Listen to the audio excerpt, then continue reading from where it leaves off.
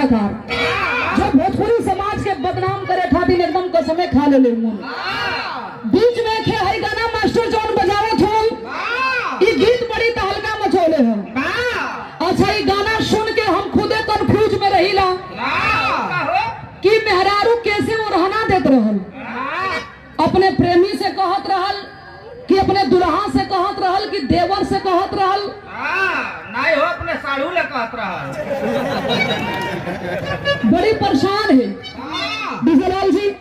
थोड़ा इस लाइन पर आप ध्यान दीजिएगा। कहल उसका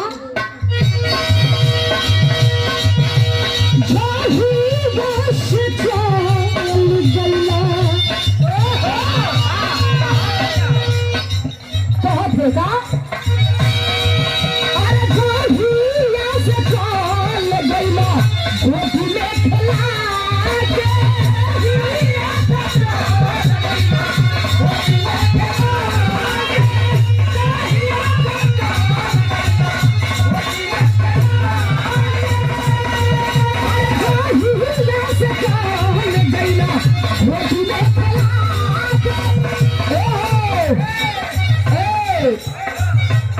ये तो हर के पापा कहता,